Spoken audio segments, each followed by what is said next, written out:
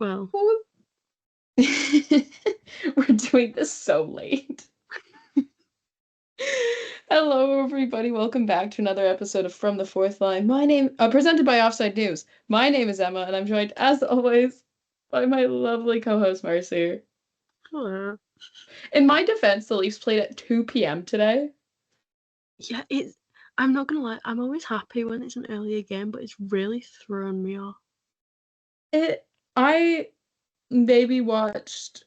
only watched a little bit of this game. I couldn't watch the whole thing. I worked until 3. Probably for the best. Yeah, honestly, I think so too. Yeah. I got to see John Tavares score, and that made me pretty happy. And you know, Then the rest of it happened.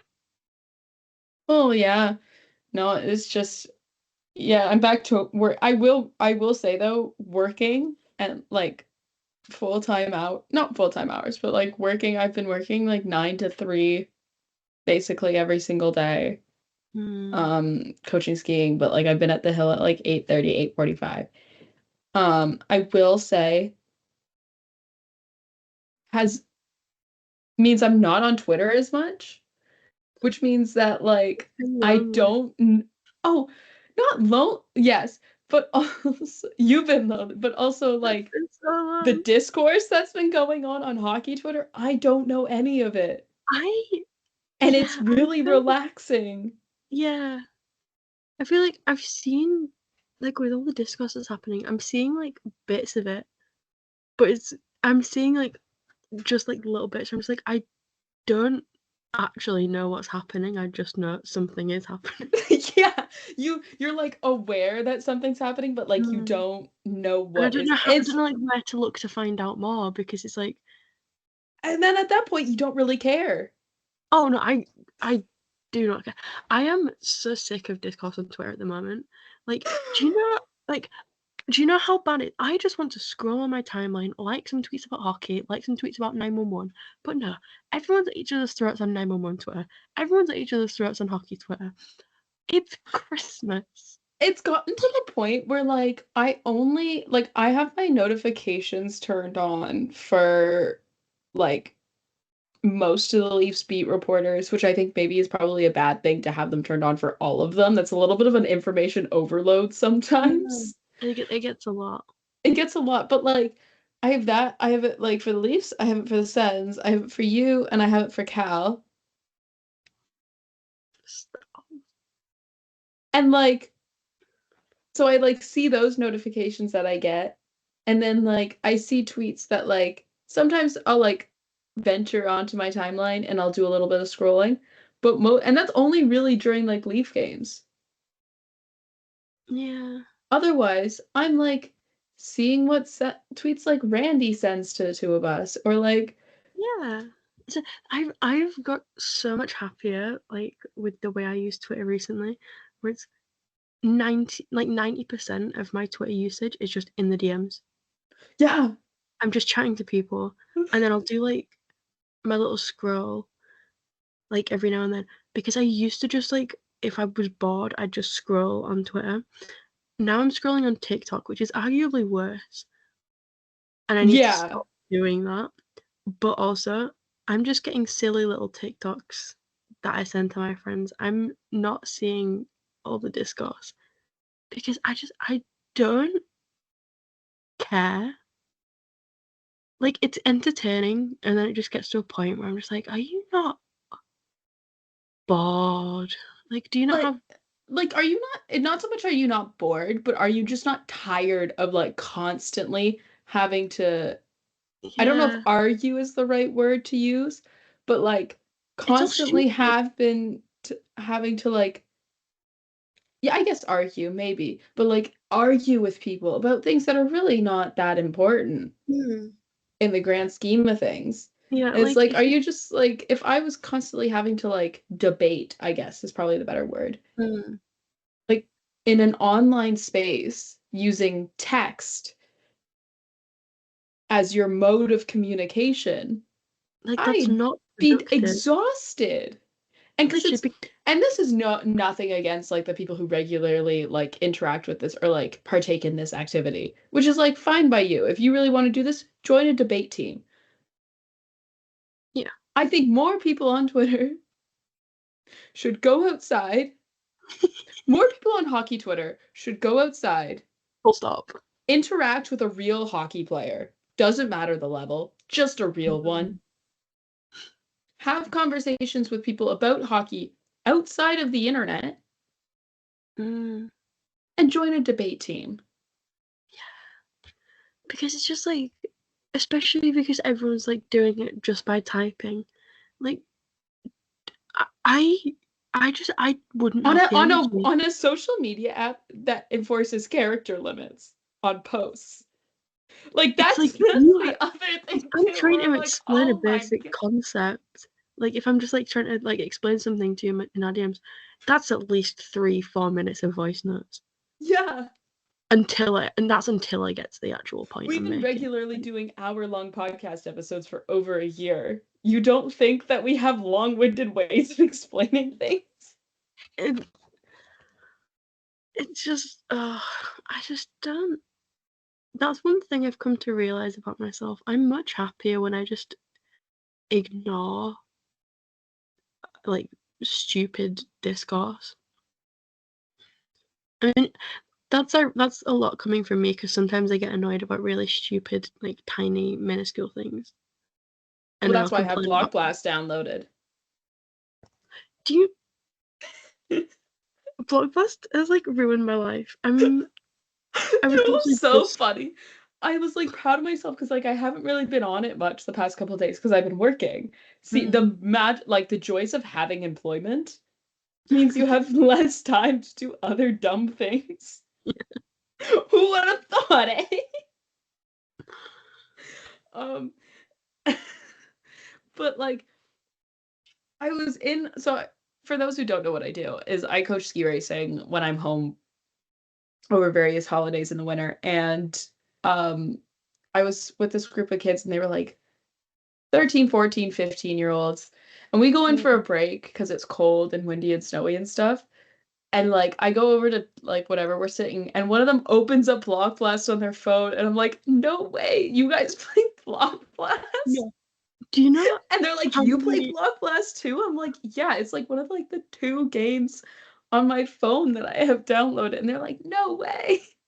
No, do you know how bad it is? I've been talking to people about Block Blast recently because I've been playing it more. The I amount of play it. My the sister amount of plays it. My mum secret plays Block it. Blasters there are Both out there. my cousins were playing it at our family Christmas the other day. My grandma plays it. She has it downloaded onto her grandma iPad. That's so real of her. I She love was that. sat playing it the other day, and I was like, oh, "I play Block Blast," and then she was like, "Oh, cool, yeah, I've been playing it recently." And I was like, "Emma plays Block Blast too," and she was like, "Oh, wow, what's her high score?" I'll have you know, like, yeah, Block Blast is really like it's become a thing between like even like Les and her roommate play it and we talk about it. It's so bad. It's so bad. It was one of those things too where it's like my the other coach that I was coaching with like this morning, he was like he's a couple years older than me, and he's like, "What is Block Blast? Like, what do you guys mean Block Blast?" I'm like, "Block Blast, it's a game." He's like, "No, that's Tetris," and I was like, "No, it's Block Blast. It's different. Tetris and Block Blast are not the same thing." Oh, it's just. Do you know how bad it's getting for me though? Like it's a genuine problem. I was at my friend's house baking today. I was mixing the gingerbread mixture and playing Block Blast at the same time. I was multitasking because I was like, I really need to beat this level. I really need to beat this level. And she was like, we're baking. You don't need to beat the level. You need to beat the eggs. But also the amount of gingerbread I've consumed today. It, So much gingerbread. also feels slightly problematic. Like, is it cannibalism? Am I committing a crime? I love how we're like how many minutes into this episode and we've yet to actually talk about the Toronto Maple Leafs. This is what happens when they play at 2 p.m. on a Monday. It's been one of those days. But we do have 3 games to talk about. First one is Toronto was in Buffalo. Okay, this one actually we will take our time to talk about. Matt Murray gets to start for the first time since April 2nd, 2023, where he started against the Detroit Red Wings. Now, I tweeted out the lineup for that game. About halfway through the game, I think is when I tweeted it out. That tweet did very well. Congrats. And my favorite was like not very well, but it did pretty well. And my favorite was there was 2 types of responses on this tweet. One of them was, wow, remember when we had so and so on the Leafs? And like not just like not in a negative way, but just in like, oh, I forgot that we had Radim Zohorna on the Toronto Maple Leafs at one point. The other half of like the reactions to it was, wow, we used to be so bad. This team used to stink. Can you believe that we even thought that we were going to be good with this lineup? Now I want to preface this with saying that that 2023 is the year that April 2023 specifically is the year and month that the Leafs won their first playoff round in 19 years. So it literally was this roster. Like, this roster arguably is the best Leafs roster that we've had in recent memory. If we want to be, like, if we want to roll with technicalities here.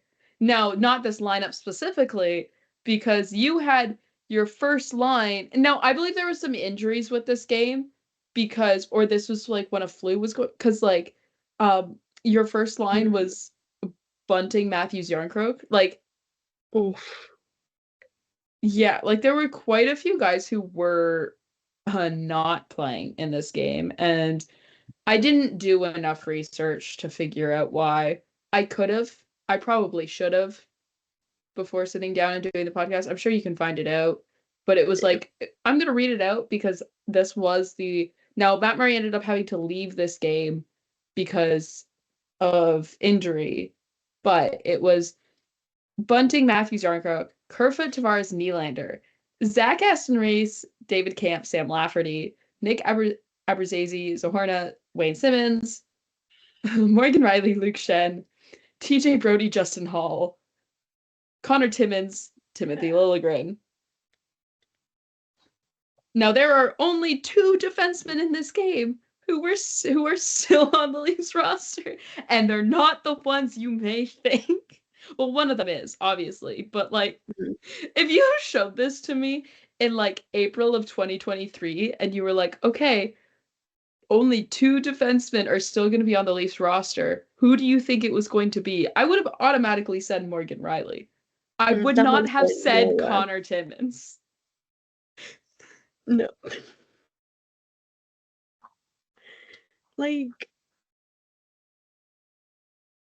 I just... What? It's insane. Also, I miss Justin Hall. Yeah, we know you do. Bring him back. Bring him home. But that's just like... That's some insane lines. Yeah, Matt Murray starts, Ilya Samsonov backing up.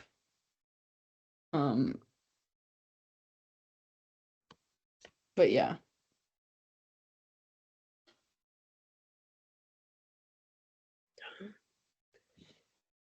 It's like crazy. I don't know why like certain guys weren't playing. Like I don't know why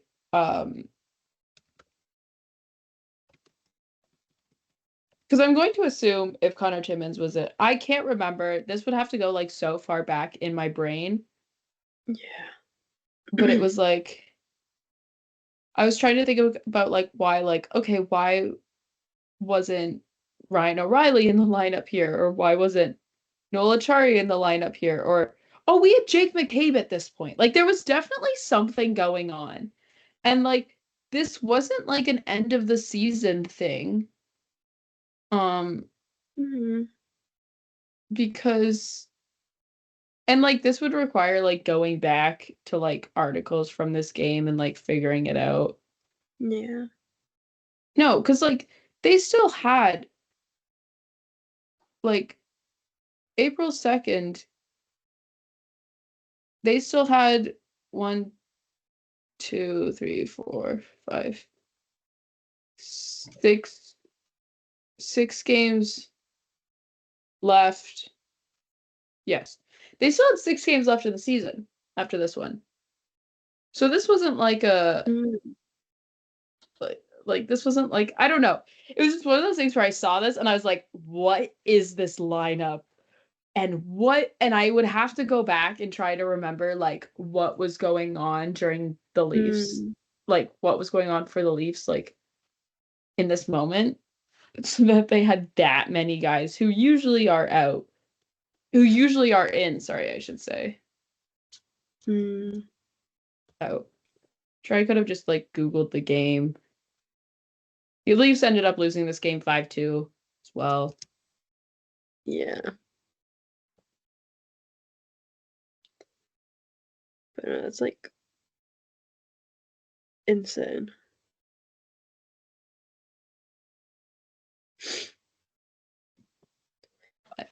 Oh, how time flies. Oh yeah. No, it also but yeah, so Matt Murray gets to start versus Ukko-Pekka Luukkonen. And the Leafs, unlike what they've been doing in recent memory recently this season, they opened the scoring with the third line once again providing some offense. Max Domi passing to Bobby McMahon. Yeah. And then Buffalo gets a goal called back for a high stick. Um, Mm.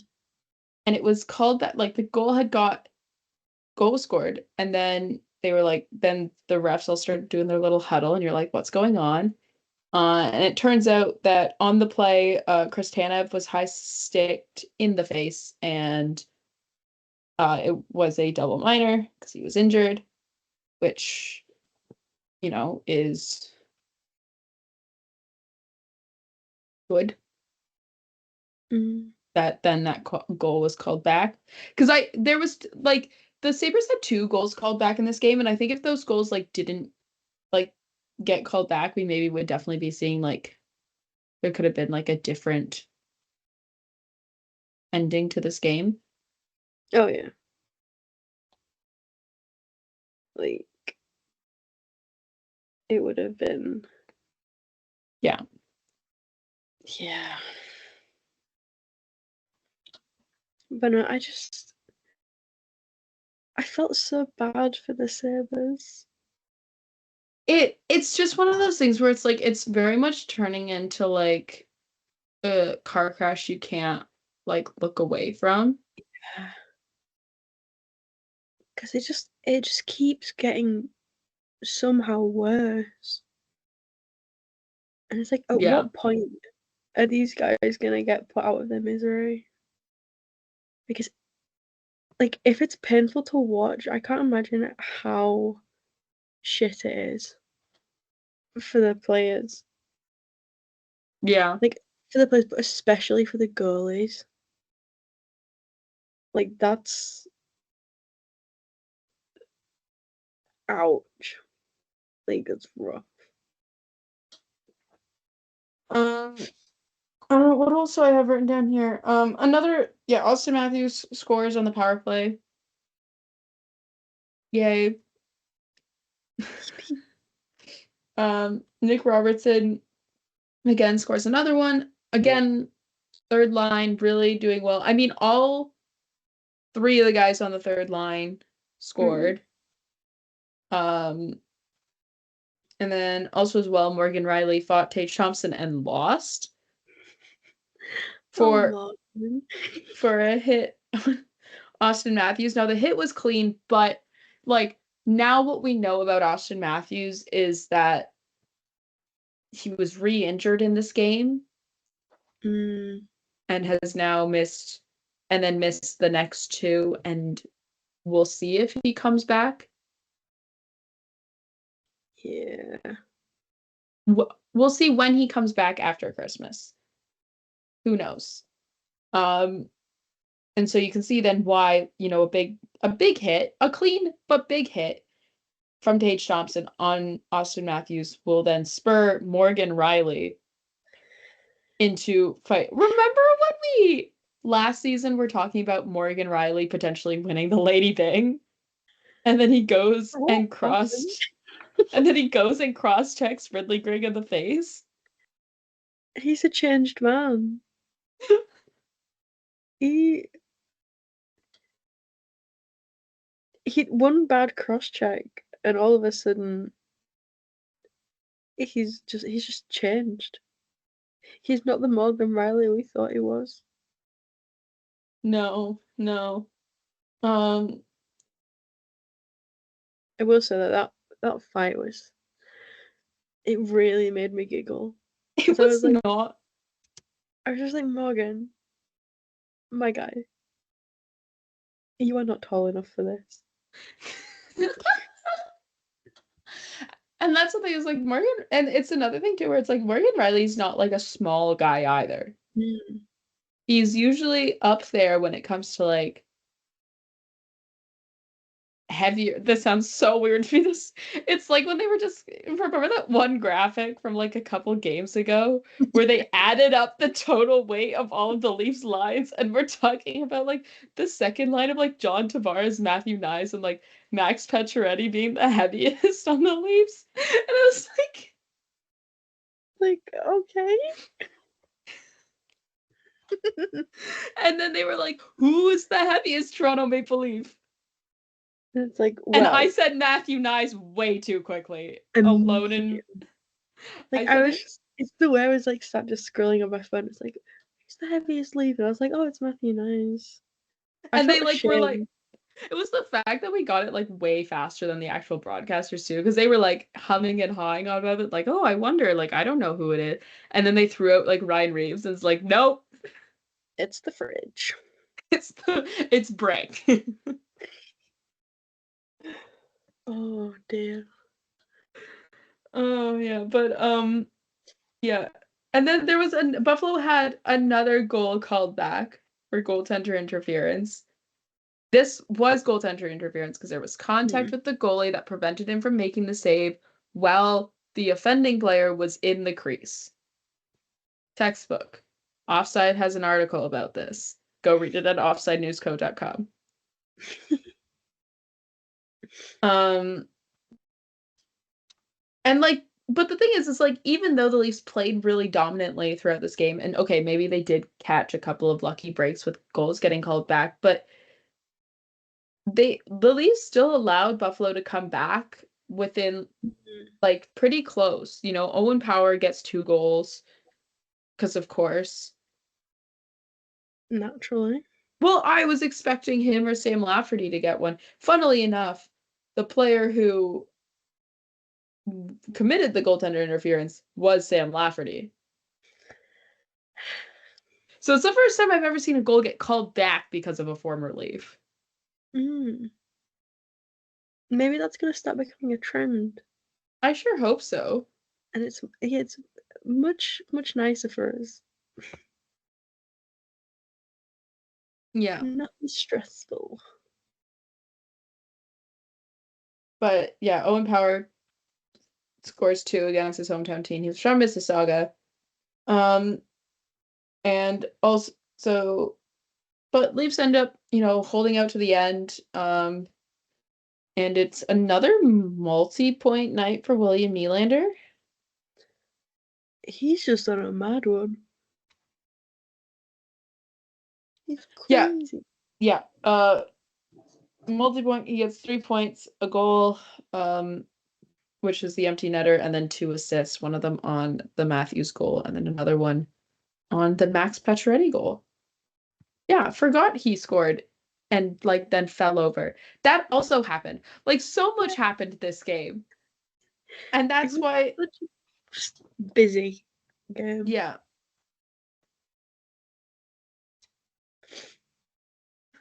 But yeah, and then first win for Matt Murray since March of 2023. Welcome back. He deserves it. Good on him. It was so nice seeing everyone really happy for him as well. Yeah, everyone was really happy about it, and like even then the way that like the rest of the guys talked about it, you know, in their post games and things like that, seemed really happy for him. And you know, Matt Murray's post game, I think, go watch it if you have the chance to. It was so nice. It was very nice. I just love seeing good things happen. Yeah. And now if you see like a lot of back and forth in terms of paper transactions, not so much paper transactions, but if you see a lot where like Matt Murray gets called up and then like then he gets sent back down and Dennis Hildeby gets called up. This is done to put off Matt Murray requiring waivers for as long as possible. So there's a rule in the CBA where if a player has cleared waivers with a team, then they don't require waivers again to be sent back down until they've been up in the NHL for either 30 days or 10 games. So when it comes to goalies, when you dress them to back up, it counts as a game.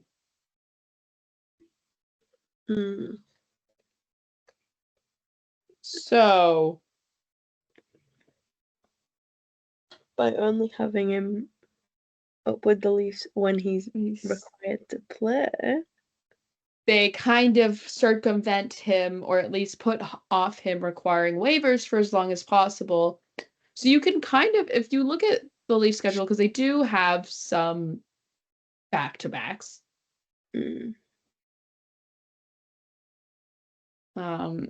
They do have some back-to-backs. They have a back-to-back when they come back from the Christmas break, the 26th to 27th. Not the 26th, the 27th to 28th. They're back-to-back home and away against Detroit and Washington. You'll call them up for that game. Matt Murray for one of said 2 games. Doesn't matter. I mean, you could do the thing. You could do like a really crazy thing and do some like crazy roster movements and stuff, I believe, where like you might be able to have like fully rested goalie. Who knows? You can mess around with it. And then they play a back-to-back again, the 4th and the 5th. No, it's okay. Yeah.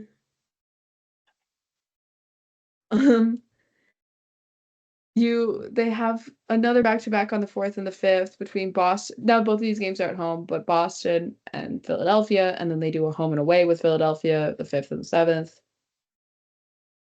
And that is their last back-to-back until March. So hopefully at that point, Anthony Stolarz comes back. Because if he's not, we're screwed. Please come back. Now, do I recommend that you play Joseph Wool all of these games? Your face. No. Because what happened last time we overworked him? I wonder. I can't imagine it was too pleasant. It was not. But so we'll see how, things get worked out there through that. I mean, you're probably good to start, especially because they have the 3 days off for Christmas. You're probably good to start Joseph Wool all of the games besides like one game of each of the back-to-backs, at least for now, and then you can sort of think and figure it out and see kind of where you get a timeline for Anthony Stoller's, who knows, 4 to 6 weeks. We'll see. When has 4 to 6 weeks with the Leafs ever been 4 to 6 weeks? 4 to 6 weeks with the Leafs is 4 to 6 weeks in the same way that day to day means day to day.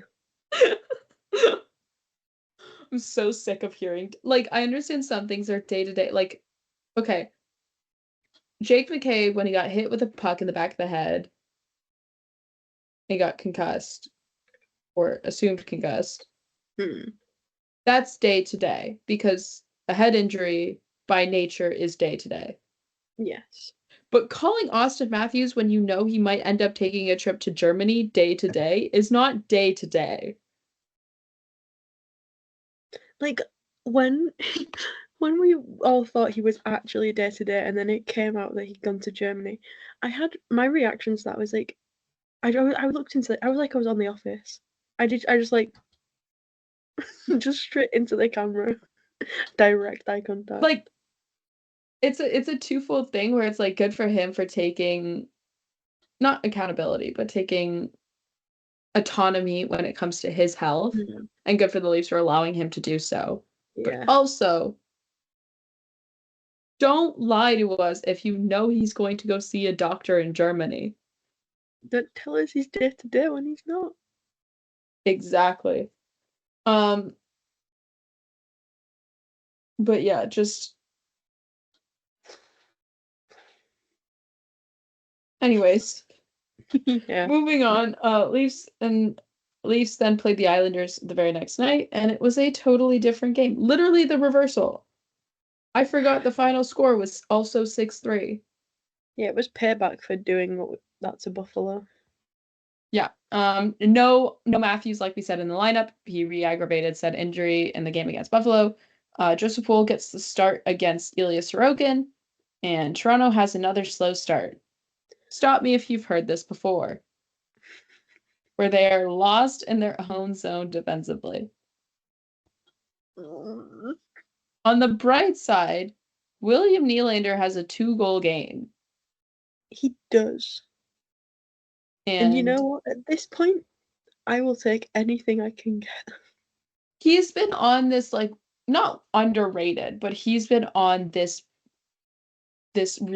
hot streak where it's like because, like, not because, but where Austin Matthews isn't. William Nylander has been there. That, like, makes sense. Like, he has just been an absolute mad one. Yeah. He's been playing and like this is even taking into consideration his point streak from last season. Like, I think maybe it's just a continuation where he's playing some of the best hockey of his career. Oh yeah. And it's like one of those things where it's like you look at his contract, you're like, okay, this is kind of worth it. Yeah. Like, if we're getting this, I'll pay him whatever he wants.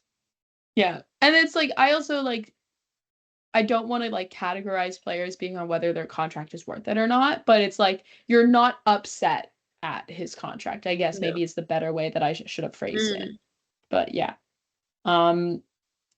This is also the end of the Bobby McMahon point goal Leafs point streak stat. That sounds really confusing, but there was a stat prior to this game against the New York Islanders where every time Bobby McMahon scored a goal, the Leafs would get a point in said game. It was like 16-0-1 was the stat by the time, or like whatever, 17-0-1 and Maybe they lost. needs an amulet. Maybe if we get him an amulet, it'll all go back to normal. But no, Bobby McMahon truly has been the good luck charm of the Leafs recently. And I love that for him. Yeah. And like this was one of those games where like Joseph Bull didn't have like a spectacular night. No. He had an okay Not night. his finest. But then also as well, the Leafs defense was not very good. Yeah, in my notes I literally have the defense question mark. Oh boy. It was rough. Like, I was just I just felt bad, like watching it. I was like, this is painful. It was bad because like I was watching it with my parents, and which means Mhm. that I then had to endure the questions of because they know I like Joseph Wool, right? Then I had to then endure the comments of, oh, this is like, ooh, tough night for Wool in the way of like, this is the guy you like on the Leafs. Mm. And it's like, well, yes, because usually he doesn't play like this. Usually it's really good. He's But not like it's this, just, I promise. yeah, it's just one of the things where it's like, you can only expect your goalie to do so much when you play poorly in front of him. Yeah. Like, even if he plays his very best, if you're not doing anything to help, you cannot expect to win. Yeah. Because realistically, he's not going to save every shot. No, He's just not. that's unfortunately not how like you want goalies. You want your goalie to be able to save Mm, everything. Doesn't exactly always work out no. quite that well. But yeah, and I mean, I guess you can kind of combine this game against the Islanders and then today's game against the Winnipeg Jets. This is very strange to be talking about a game that happened today in a podcast We've recording. already, that's already happened. That's already happened. Like, I actually totally forgot that this game was at 2 p.m. last episode. And then I Yeah. realized after we had finished recording that I had looked at it. I was like, oh, this game's at 2. That's so it was the Leafs next gen game, which usually is, they're like matinee games. They're during the day. Um, just because so that the kids can attend. Mm. Game that starts at 7:30 is pretty late for like an 8-year-old. But yeah, it was Joseph Bowl again versus Connor Hellebuck. Still no Austin Matthews. And also, well, now as well, there was no Chris Tanev due to a lower body injury he suffered versus the New York Islanders. Dropping like flies. This is like, it's one, and then, and nothing against them. I will say, though, there was a moment where I thought they were going to run the 11-7. That Yeah. David Alter lineup came out. Oof. So David Alter, what a beat reporter posted a lineup of like warm up line rushes, and in it he was like Philip Myers also taking warm ups along with like the suspected cast of who you would think besides Austin Matthews. Potential to be 7th D. And I had a moment where I was like, "Oh my god, we ran the 5 forward power play. We're now going to the 7-11 lineup. We're turning into the LA Kings." I was just, oh god. I was I like, was I sat cannot reading it believe that just, we are going back. please no. I mean, I think this outcome arguably is worse. I mean, the Leafs could have used some increased defense, that's for sure. But it was still, I was like, oh my god. Like, this is,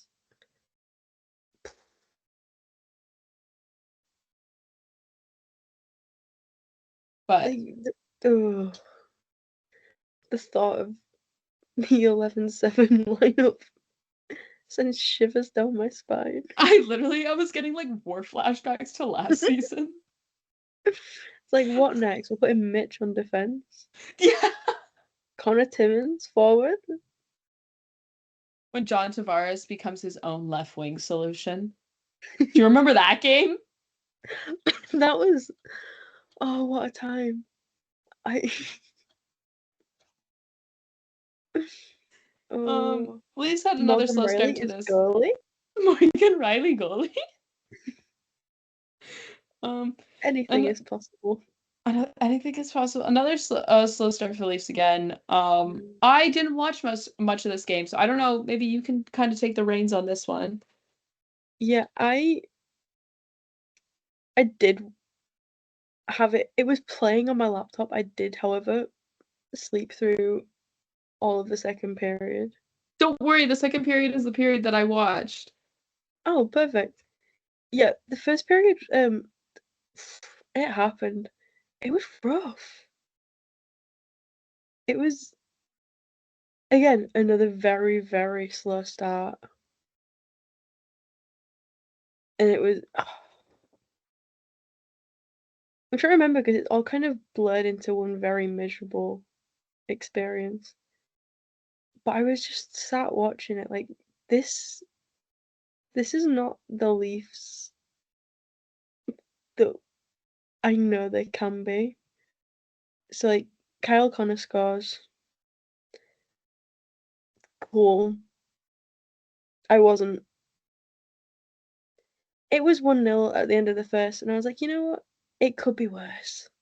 It could be a lot worse. We could be Buffalo. That's what I've been telling myself. Like every time I Okay, start to feel despair. we could be the New York Rangers.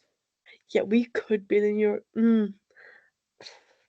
That'd be rough. Organizationally, like if we want to look at it from like an organization, like franchise Mm, perspective, we are more like the Toronto Maple Leafs are more closely aligned with the New York Rangers than the Buffalo Sabres. So we mm. could be the New York Rangers right now. Yeah. And do we want to be the New York Rangers right now? Absolutely no. And for the third podcast in a row, we will talk about the New York Rangers later this episode. But you know, Rebranding as a New York Rangers podcast. Our um, first guest will be Avery.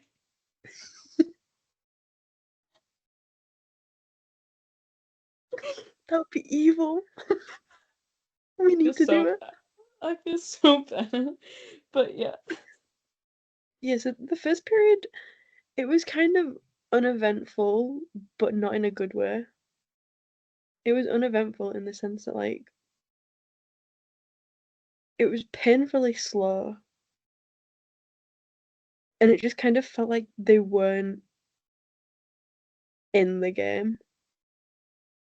Like, yeah, sure, they were skating around, they were playing hockey. That's questionable, but they were playing hockey. But they weren't, like, playing hockey. No. And then, yeah, that's my summary of the first. That's why I It felt like just I need a nap to get through the there rest of was it. yeah, there was too many defensive turnovers. Um Mm, by the Leafs. Like just too many they had just allowed too many turnovers. And then now this is great. This is coming from Jesse Blake, via Jesse Blake. Marner and Burbank both stressed after the game that the Leafs need to hit the net more with their shots. Leafs missed the net 23 times this afternoon. mm.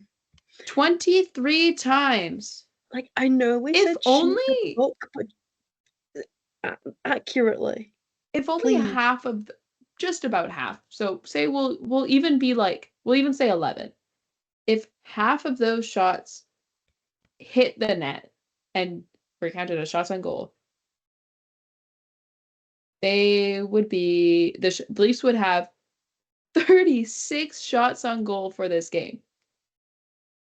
Now I know Connor Hellebuyck is a very good goalie. He is also not God. Yeah. Like I know Connor Hellebuyck is like probably going to win the Vezina this year, like again, is Mm. not God.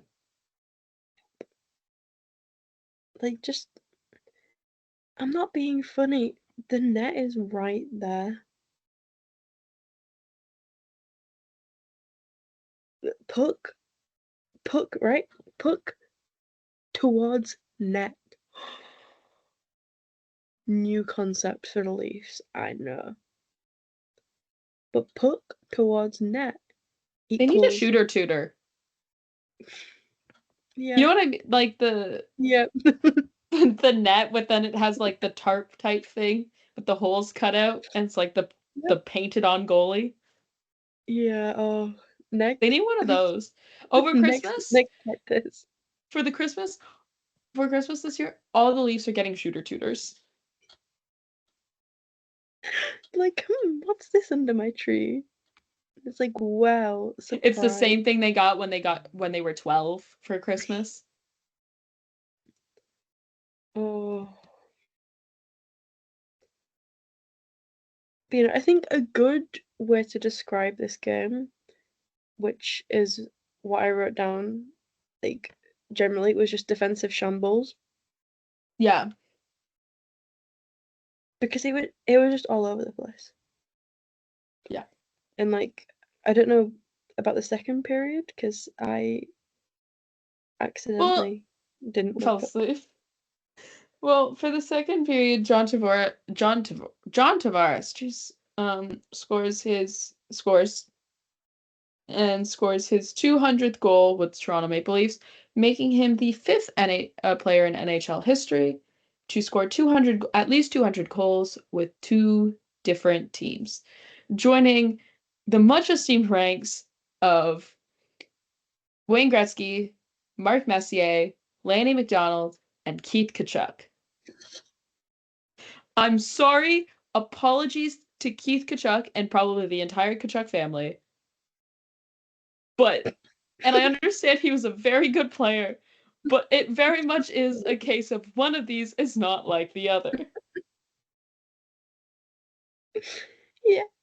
Oh, it just reading that every time I read that list, it just really tickles me. Because you're like, oh yeah, Wayne Gretzky, that makes sense. Mark Messier, yeah, no, that makes sense. Lanny McDonald, yeah, because he was really good in Toronto and Calgary and is beloved by both franchises as an alumni. Won a cup in Calgary, yeah.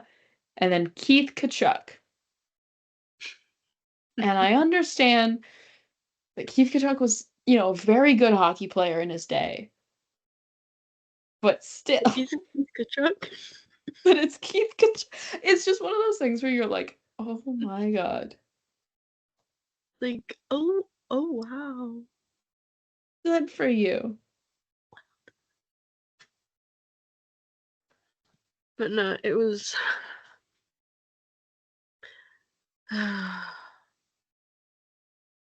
good for John though. Yeah, good for him. Good for him. But yeah. What a game. Yeah, John Tavares scored 2 goals this game because turns out apparently the only Leafs who are there are John Tavares and William Nylander, because sure. Yeah. And William Nylander assisted on both goals, continuing his multi-point games, his streak of multi-point games. Yay! Yay, Willie! Good job, William. Good job. Well, yeah, because his at least one of his sisters is in Toronto now. I don't know. Maybe all of the Nylanders went to this game together because the Marlies have now braked for the Christmas holidays. And then their combined slay. But just osmosis. William Nylander to play really well. He was just stood there. There's just so much blonde. The presence. There's just forget John Tavares' amulet. The entire Nylander clan is what is giving William Nylander superpowers. Yes. You heard it here, folks. Oh. Yeah. When it comes to the Leafs, so the Leafs again don't play until the 27th, which is a Friday. Which, yes, that very much does mean that there will be no episode on Thursday. because why would we? The entire NHL is on like Christmas break starting after today. What would we have to talk about on Not a lot. Thursday? But we will come back. We will have another episode on Monday. The Leafs play though Friday against the Detroit Red Wings in Detroit. And then they play Saturday against the Washington Capitals in Toronto because yeah, sure. Let's just do all the former Leafs back to back. Yeah, why not? We will see how this game. Well, we'll see how goaltending situation works itself out for those games. It's safe to assume Joseph will start one of them, probably against Washington, considering they're still doing extremely well using the power of friendship. Like, literally, I do think that is the reason why they are doing so well. And this is not even me being funny anymore and like making a ha power of friendship joke. No, I genuinely think that like and you can see it too with the New York Rangers, but like vibes are important. And if you have like good vibes and like a good locker room, like your team is going to do well, or at least better. But yeah, so we'll see. I'm going to assume Joseph is going to get the start against Washington, and they'll have Matt Murray start against Detroit. I don't know. Does that make sense? Yeah. We'll see. Who knows? Yeah, it could genuinely, who knows at this point. Genuinely, who knows? I will say though, before we move on to talking about Matt Rempe, and this transition is going to make sense, I discovered today that Ty Domi has me blocked on Twitter.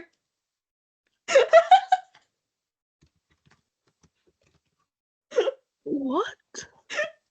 I don't know.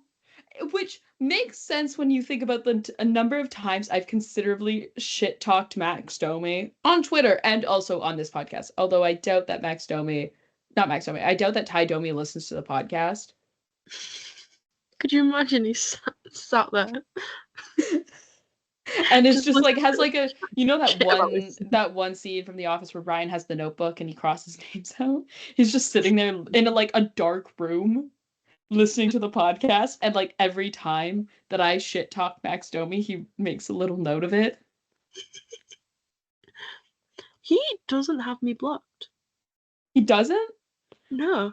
I don't know what tweet it was. Honestly, I've looked back at like my Max Domi tweets about like which ones they are. Yeah. Or, like which ones they could be. It could have been the one where it could be the one about his when he got like his Amulet partnership, and that one got 2,200 likes. And I said John Tavares is starting an MLM in the Leafs locker room.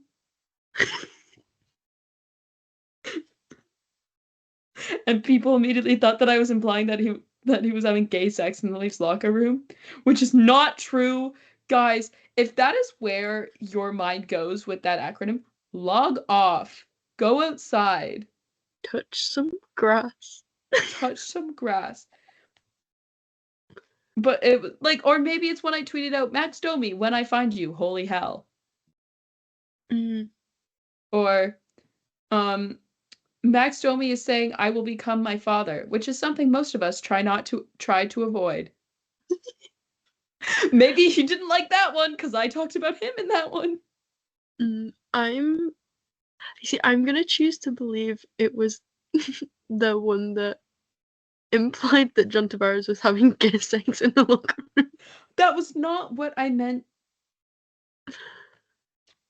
to do. I'm very surprised that he doesn't have me blocked though, because I think I've threatened to fire his son into the sun multiple times.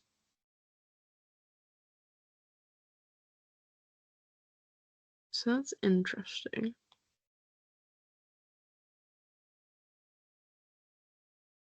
I don't know. It was one of those things where I was like, sure, all right, wearing this like a badge of honor.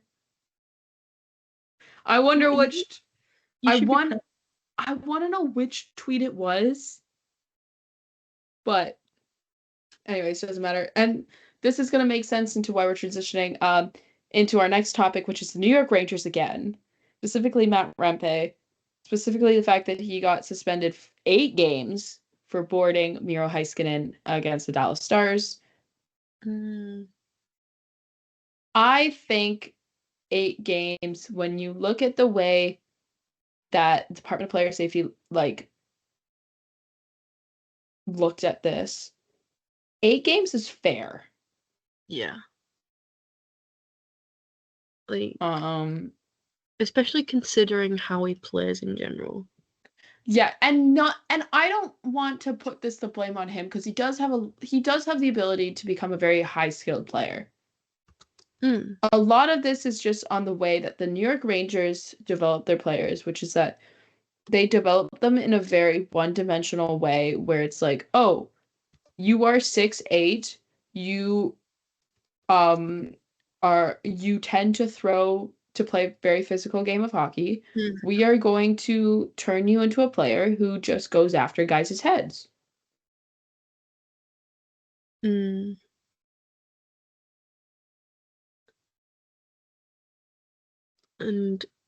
that is not good. No. Because I think we've made it very clear how we feel about player development on this podcast. Yeah. And this is not the way to do it. And it's really unfortunate because, and I know people are going to argue, well, junior numbers don't always, equate to, he can provide the ability for him to play at an NHL level. Yeah. He's capable of it. Yeah. But it's just... Now, not that level of skill is going to be, top-end talent. In terms of him being, a first-line center role. But, and that's not where his ceiling is. But, he could be, a solid bottom 6 guy who can play. And there's nothing wrong with physicality in hockey. No. That's a huge draw of the sport for not just fans, but also players as well. That this is what they really like. But, I don't know, he's been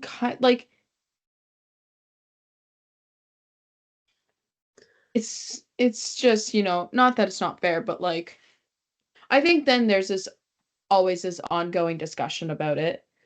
And I think people have to realize that there is a way to balance being, a more physical hockey player who, can be physical and can throw the big hits and also do it not in a safe way, because safe is all relative, but in a way where it mitigates head injury, I think is how I should phrase that. Yeah. Right? And this here, and I recommend go watching the video that Department of Player Safety puts out for suspensions. And this is not just me saying that because I like the voice of the guy who does the voiceovers. Although I will say, if he is listening to this podcast, I doubt he is, but if he is, do some audiobooks, man. It's a very it's a listenable voice. Yeah. I don't know what he looks like. I don't even know who he is. No. I don't know. I'm under the assumption it's one of those things where not that his voice is attractive, but to me, but his voice is just in such a way where I'm is he hot? No, because he does He has the voice of a hot person. Yeah. Yeah, he has a hot person voice. He does A have a hot hot person person voice. voice. Hot person voice who should be doing audiobooks. Yeah. Maybe another revenue stream, potentially. I know, like, there's only so many suspensions a year. And I like want through to the know summer, through the summer, do some if they're busy. audiobooks. Um, but yeah, like, and just sorry, and his tone in said video, and this is why I recommend you go and watch the video for it. Like his Incredible. tone in this video, I've never seen him like heard him like sound like mad or like He was like, incredulous. He was like, "Can you believe this is happening?" oh. But no, if if he needs, just something to keep him busy through the summer, cheeky Audiobooks. audiobook. Yeah. But when it comes to suspension length, because I saw a lot of people that they were surprised by the 8. Yeah. I wasn't surprised by the 8 as soon as I saw that they had thrown the repeat offender Mm, label onto him, that was like because okay. that automatically jacks up your suspension time. Mm, As soon as you get labeled repeat offender, which unfortunately for Matt Rempe he is, like that'll jack up the suspension. mm, And according to the CBA, a repeat offender, it's put out in the CBA. Players who repeated, now again, this is something they directly quoted in the video for like the explanation video for the suspension. Players who repeatedly violate league playing rules shall be more severely punished for each new violation. Now the reason why is because they combined this suspension as a boarding and elbowing call. If you remember last season, less than a year ago in March, Rempe was suspended for elbowing Siegenthaler mm. of the New Jersey Devils. So when you get then your second suspension for elbowing, even when the boarding is there, but they're looked at two different infractions. So you have your boarding and then you have your elbowing, then you're then going to not only you're going to get the repeat offender and you're going to have a stronger violation, stronger suspension. Um, and it's one of those things where it's like there are large players in the league who know how to safely throw hits on players that are way smaller than them. Yeah, that's the thing. It's like if he was If it was like, accidental because, he's whatever throwing a hit on a player who's smaller than him and he doesn't lift the elbow or anything, like it's a clean hit if it was two guys that were about the same height. But because Matt Rempe is, his hockey DB page has him listed as 6'9". I believe he's 6'8", though, officially on like New York, on like NHL.com. mm, If he's throwing a hit on a guy who's, even 6 foot, which is I think about the average for NHL, like for most NHL players, they're in around yeah, 6 foot, 6'1", 6'2", right? They're in mm, that zone. That's still like not 8-9 inches, mm, right? So that's a huge amount of difference that like sometimes it makes hits look worse than they actually are. And there always is a couple of hits where I'm like, okay, that looks bad, but also like that's just what happens when like a guy who's 6'9" throws a hit on a guy who's 6 feet tall. yeah. But as Like soon as you start like lifting the elbow or you do it in situations like in this case with Miro Heiskanen where like you're boarding him, it's even if they were both the same height, it would still be boarding. And then you're lifting the elbow and your elbow is right at head height because you're 6'9", mm, then you get the suspension. yeah, because it's like yes, I get that being taller will affect like situations like this. Also, you've always been, well, not always been that tall, but you've been that tall for long enough to understand how to like how to safely manage the way that you hit. Yeah. If that And makes some sense. of that comes from player development. Which, the That then Rangers falls need on to the do. responsibility. Sometimes that falls on the responsibility of the players, but also that falls on the responsibility of the organization for providing the player with the resources so that he's able to do that. New York Rangers. And it's one of those things where like the New York Rangers are notable for like not being able to develop players. Yeah.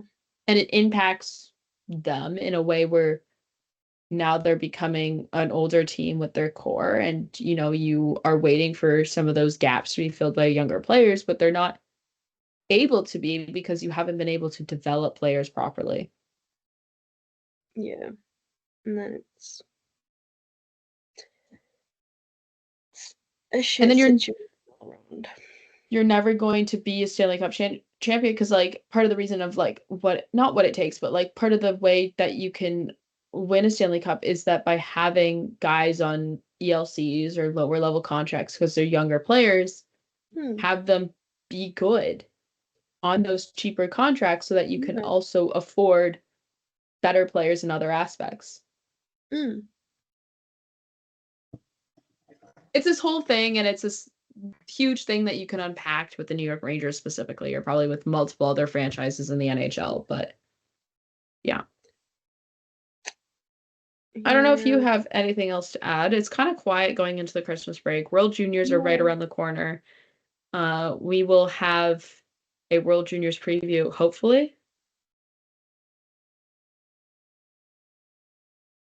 Ready to we'll have to discuss this. Yeah. Ready for you guys. But yeah, with that being said, I think that's all from us today. Yeah. So you can go find definitely some World Juniors coverage from Offside News. There's a bunch of stuff going up in the next couple of days, so keep an eye out there. You can go follow them on all social media platforms at Offside News Co. So you never miss when an article goes live, or you can go over to their website to read some articles that they have written that our wonderful, not they, us, me, our wonderful team of writers have written over at offsidenewsco.com. You can follow the show you can find the show wherever you get your podcasts. You can also follow the show on Twitter at From the Fourth Line. That's fourth with the number 4 TH. So you never miss another episode.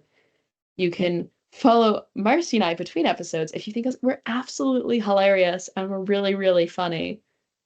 At 60 Leaves for Marcie, at Pairby1 for myself. Thank you guys so much for listening. Happy holidays. Happy holidays. Enjoy spending time with your family, and we will see you guys next Monday. Woo. Yeah. All right. Bye-bye. Bye.